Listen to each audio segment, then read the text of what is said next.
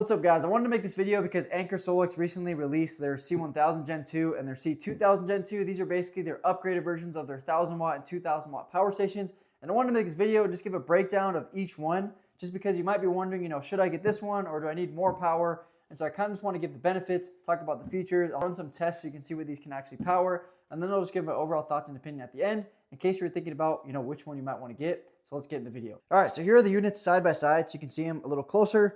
Just to kind of go over some of the specs and features, the C2000 Gen 2 on the right here is 2,048 watts of battery capacity versus the C1000 is 1,024 watts of battery capacity. And so the C2000 is literally it's twice the size of battery capacity versus this one. And so depending on what you're running, essentially this is going to be able to run those devices twice as long as the C1000 would. But as you can see, they're basically the same design, very similar design. They look the same. Just the C2000 Gen 2 is a little bit bigger, but not that much bigger, honestly. It's actually pretty crazy that they're able to fit double the capacity. When it's not that much bigger, it's maybe a little bit deeper and a little bit wider, maybe a little bit taller. I think they're pretty much the same height, but there is a weight difference. This one's gonna weigh about 42 pounds versus the C1000 is gonna weigh about 25 pounds. So it's a 17-pound difference, and that might be something you might think about, depending on which one you wanna get. If you are gonna take this camping with you on the go and stuff like that, this one's gonna weigh quite a bit more. It's not that much, but quite a bit more. Also, this one's just smaller. They both do have really nice handles though. They're really easy to carry around. And both of them you should be able to carry with one person. But this one's obviously gonna be smaller and lighter, so it's gonna be easier to carry it around. Getting to some of the features, they both have kind of the same design. They look really nice, honestly. I really like these upgrade designs. I think they just look really sleek. They both have the same size screen and kind of the same look in the front. It looks kind of like this glass panel. It's not glass, but it kind of looks like it, which is nice. And on the screen, same thing, you can see, the different features. You can see the battery level percentage. When you click this button, you can actually go to AC/DC power, or you can go to, USB-A and USB-Cs, which is really cool that it has it right on the screen, because normally you can only see this type of stuff in the apps, which Anker does have an app as well, but it's nice that you can kind of go through these things on the screen. And the C2000 Gen 2, same thing. You can see all those right here on the screen, which is really nice, and I'll show you guys later when we plug things in. But on the C1000 Gen 2, as you can see, we have 5 AC outlets. We also have 5 AC outlets on the C2000 Gen 2. However, we also get this kind of 3-prong, like 30 amp plug. It's not a true 30 amp plug because it's only 2,000 watts of battery capacity, but you have this extra plug right here where you can plug in, like an RV or your camper, maybe more like a mini, like a camper, but you can plug that in, and this does not have that. And so if you do have a camper, for camping, stuff like that, and you want to power your entire camper, this is going to have that, that plug to be able to plug those directly into it, versus this is not going to have that. So that's another thing to think about. Going along with that, with these outputs, you do get a continuous output of 2,000 watts, and it can peak up to 3,000 watts with the C1000 Gen 2, versus the 2000, you get a 2,400 watt continuous output, and it can surge up to 4,000 watts of peak. And so honestly, the continuous output isn't that much more. If you want 400 watts of extra continuous, the C2000 is going to give you that. However, this still has a really high output, 2,000 watts of continuous, and for a 1,000 watt power station, honestly, that's pretty awesome. And you get the 3,000 peak. This one obviously has more peak, but I feel like peak doesn't really matter that much. Usually 3,000 is going to be enough to run, your devices with power stations in this range. But, it's a big difference when you are thinking about the battery capacity, because, for example, this is going to be able to run a refrigerator like in your house for 10 plus hours, maybe 15 hours, versus this one's going to be able to run it for longer than an entire day. Anker actually claims to be able to run about up to 60 hours, depending on your refrigerator type. And so that is something to think about.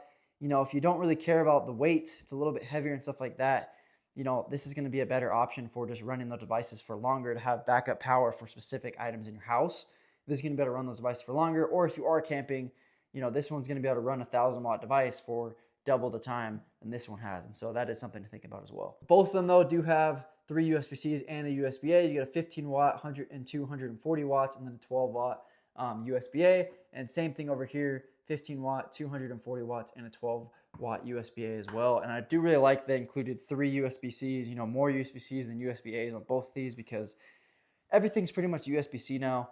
And it's really nice if you do have the right device and the right cable, you can get up to 140 watts of output, which is pretty insane on both of these. Something else on this, you get the 12-volt charger car socket on the front of the Anker SOLIX C2000. For the C1000, you also get the 12-volt car socket. However, it's on the side, and that's because on this one, on the C2000, on this side, you actually get an expander port, and this is something that I think really, depending on your needs, puts this one ahead as well, is that this can actually expand from the 2 kilowatt or 2048 watts of battery capacity all the way to 4 kilowatts. So you can actually, if you want more power later on, you can actually add an extra battery to this and double the capacity, versus the C1000 is not expandable. And so if you're thinking about, starting off with 2000 watts of, battery capacity, and you want to run things for longer, later on, the C2000 is going to be the way to go, just because, you can actually plug in an extra battery and double the capacity, versus this one, you're just going to be stuck with the 1000 watts, and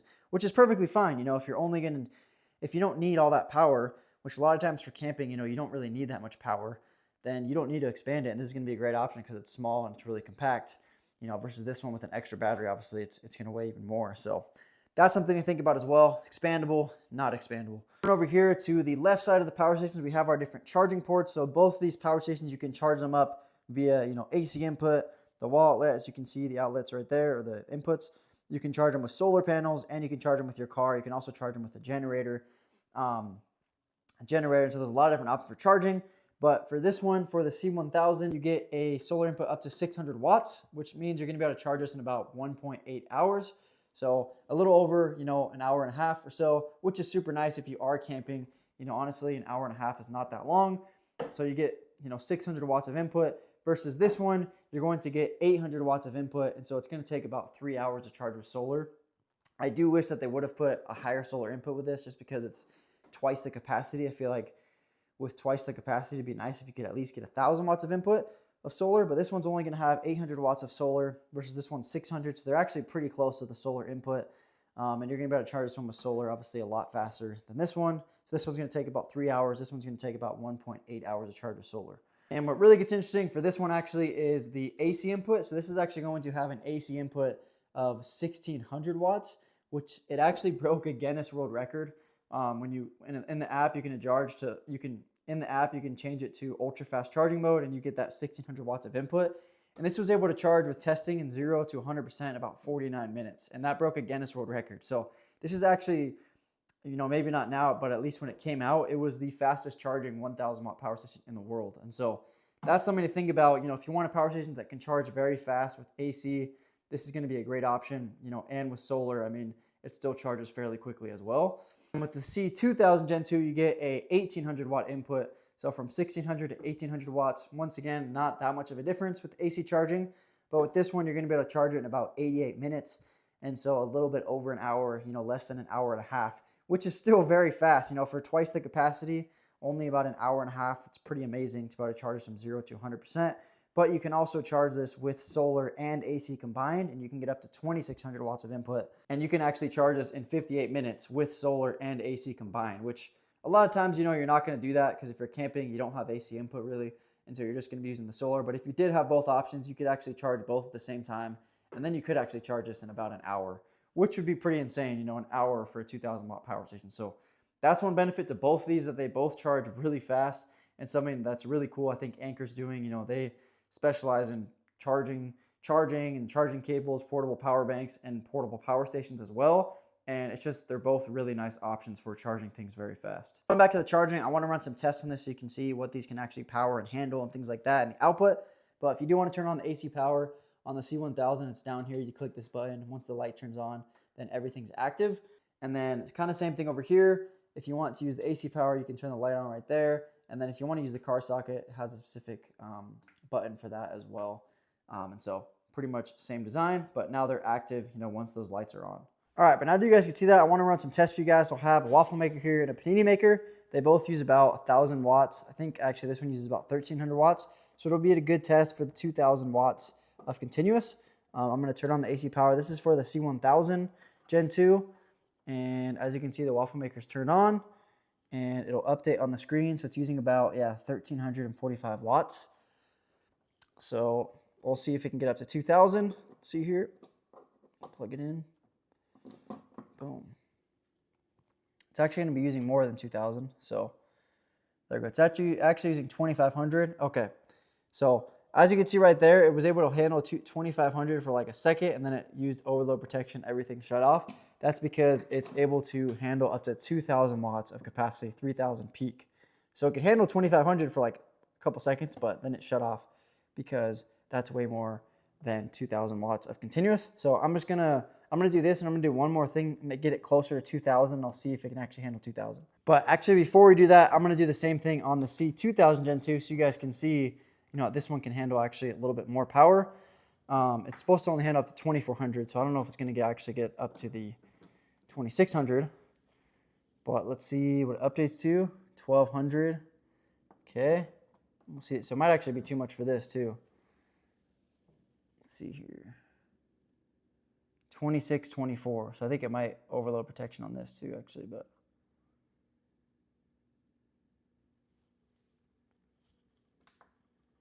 Okay, so it's actually able to handle it on the C2000 Gen 2. Sorry, I'm going to open these up. So it is able to handle on this one.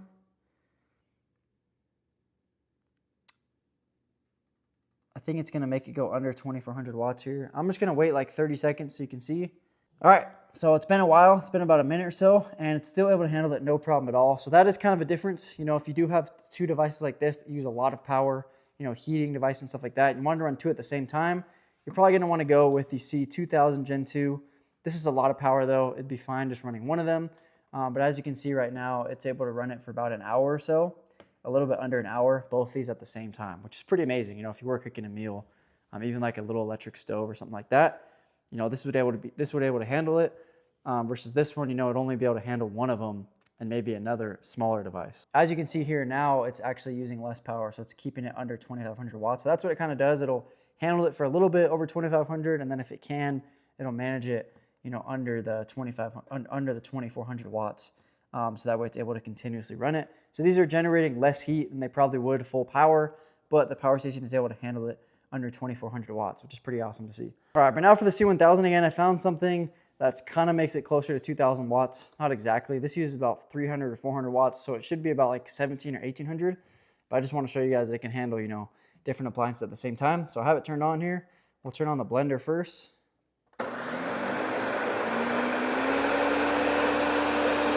It's using about 360 watts. So I'll plug in this.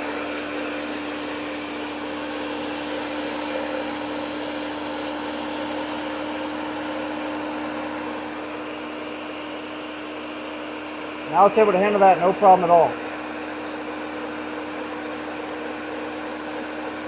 As you can see right here.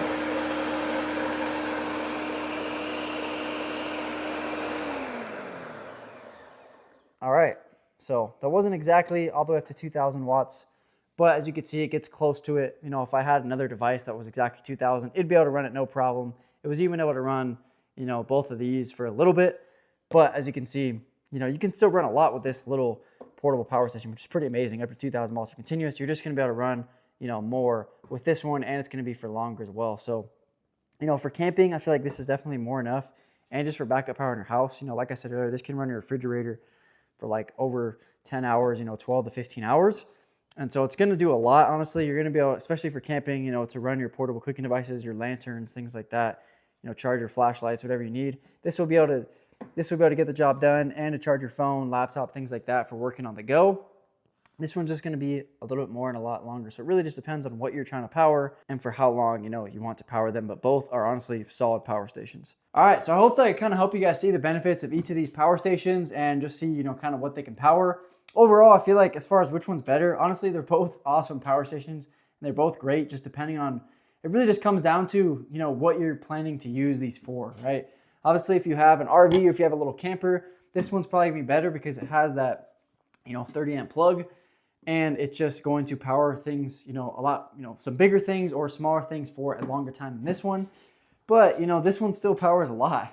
And I feel like this one might be, it might be a better option if you are just using it for camping and things like that, because it's just lighter, it's smaller, it's more compact, and it's still going to power, all of your camping needs for the most part, unless you need to run really, high powered appliances at the same time, which usually probably isn't the case when you're camping. And so it really just comes down to what you're planning on using it for. Obviously too, if you're someone that, 2000 watts of continuous is fine now, but you want to add on later, this one's going to have an expanding port, so you can expand on it later as well. So if you're looking to kind of have an entry-level power station, but later on you want to expand it, probably go with the 2000 Gen 2, awesome option. But if you're not looking to expand, You know, you just want a good power station that's solid. It can power a lot of things, you know, some backup power for your house, but you want it for camping. I think this is a great option. Definitely recommend. Honestly, recommend both of them. It really just depends, you know, what you plan to use it for. And overall, both of them are great, solid options in my opinion.